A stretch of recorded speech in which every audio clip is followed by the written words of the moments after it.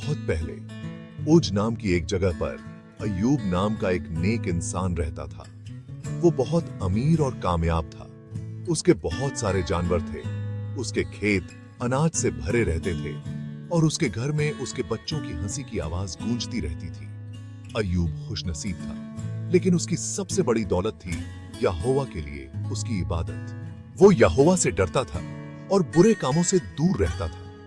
अय्यूब हमेशा नमाज पढ़ता था और दिल खोलकर कुर्बानी देता था। उसका दिल यहोवा के प्यार से भरा हुआ था। अय्यूब की जिंदगी यहोवा की रहमत की निशानी थी। वो नेकी और अच्छाई का प्रतीक था।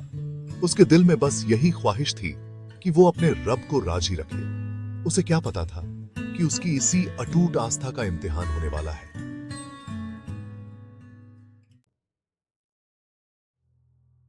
एक दिन सारे फरिश्ते याजोवल के सामने जमा हुए। उनमें शैतान भी था, जो हमेशा शक पैदा करता रहता है। यहोवा ने अय्यूब की नेकी और इबादत की तारीफ की। क्या तूने मेरे बंदे अय्यूब को देखा है? यहोवा ने पूछा। धरती पर उसके जैसा कोई नहीं है। वो एक बेदाग और नेक इंसान है जो यहोवा से डरता है और बुरे कामों से दूर रहता है। शैतान ने मुस्कुराते हुए कहा, क्या अय्यूब बिना किसी फायदे के अल्लाह से डरता है? क्या तूने उसे, उसके परिवार को और उसकी हर चीज को अपनी हिफाजत में नहीं रखा है? तूने उसके हाथों के कामों पर बरकत दी है, जिससे उसके जानवर पूरे इलाके में फैल गए हैं। बे अहमशू। शैतान के शब्दों में एक तरह का तंज था। उसने यहोवा को ललकारा, लेकिन तू अपनी ताकत दिखा और उसकी सारी दौलत छीन ले तो यकीन मान वो तेरे मुंह पर तेरी बेइज्जती करेगा। स्वर्ग में एक खतरनाक शर्त लग चुकी थी। और फिर अल्लाह की इजाजत से शैतान ने अय्यूब पर मुसीबतों का कहर बरपा दिया। एक के बाद एक बुरी खबरें आईं। हर खबर पिछली से ज्यादा बुरी। संदेशवाहक दौड़े दौड़े आए, डरे हुए और हैरान, और उन्होंने अकल्पनीय नुकसान की कहानियां सुनाई। डाकुओं ने अय्यूब के मवेशी, उसके ऊंट, उसकी भेड़ें सब कुछ चुरा लिया था। आग जो बिजली गिरने से लगी थी ने उसके विशाल खेतों को जलाकर राख कर दिया था। उसके बच्चे जो एक दावत के लिए इकट्ठा हुए थे उस समय मारे गए जब एक तेज हवा ने घर को उन पर गिरा दिया। पलक झपकते ही अय्यूब की सारी संपत्ति मिट्टी में मिल गई। दुखों की आग में अय्यूब का अटूट विश्वास। सब कुछ गंवाकर अय्यूब अपनी जिंदगी की राख के बीच बैठा था।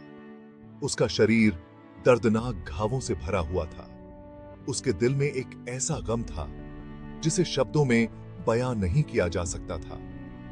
फिर भी अपनी जिंदगी के खंडहरों के बीच अय्यूब का विश्वास अडिग रहा।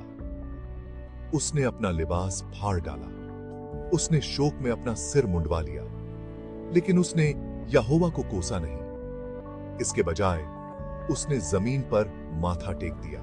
मैं अपनी मां के गर्भ से नंगा आया था और नंगा ही लौट जाऊंगा। भगवान ने दिया और भगवान ने ले लिया।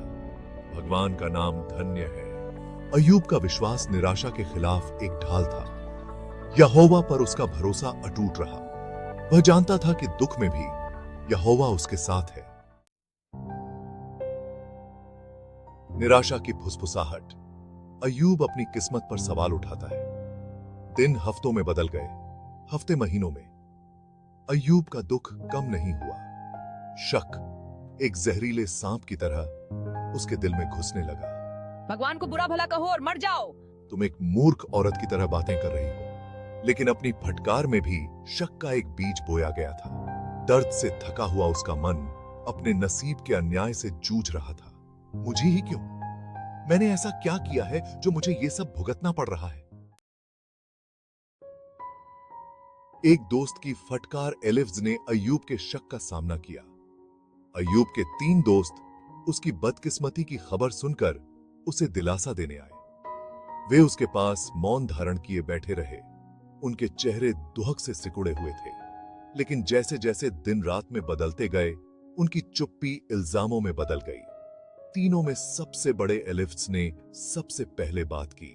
अब गौर करो, ऐसा कौन है जो निर्दोष था और मारा गया, या नेक लोग कहां खत्म हुए? उसने इशारा किया कि अय्यूब का दुख छिपे हुए पाप का नतीजा था। अय्यूब ने सुना, उसका दिल भारी था।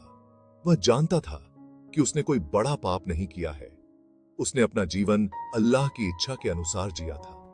फिर भी उसकी पत्नी द्वारा बोए गए और अब उसके दोस्त द्वारा पोषित किए गए शक के बीज उसके दिल में जड़ पकड़ने लगे। दया के लिए विनती। यहोवा से अय्यूब की हार्दिक प्रार्थना। उसके दोस्तों के इल्जामों से बढ़े हुए उसके दुखों का भार सहन करना बहुत मुश्किल हो गया। अय्यूब ने अपनी पीड़ा में अपनी आवाज आसमान की तरफ उठाई। उसने अपना सारा हाल यहोवा को बताया, समझ और रहम की भीख मांगी। हे भगवान, याद करो कि मैं तुम्हारे सामने कैसे ईमानदारी से चला हूं। मैंने अपने दिल को किसी भी अच्छे काम से नहीं रोका। मैंने अपने दिल में कोई मूर्ति स्थापित नहीं की है। उसके चेहरे पर आंसू बहने लगे, जो उसके दुख और उसके अटूट विश्वास का प्रमाण थे। अय्यूब की प्रार्थना उसके दर्द, उसके भ्रम का एक कच्चा बयान थी, लेकिन सबसे बढ़कर उसके अटूट विश्वास का। वह अपने दिल की गहराई में जानता था कि सवाल करने पर भी यहोवा ने उसे नहीं छोड़ा है। अपने दिल की पीड़ा दे।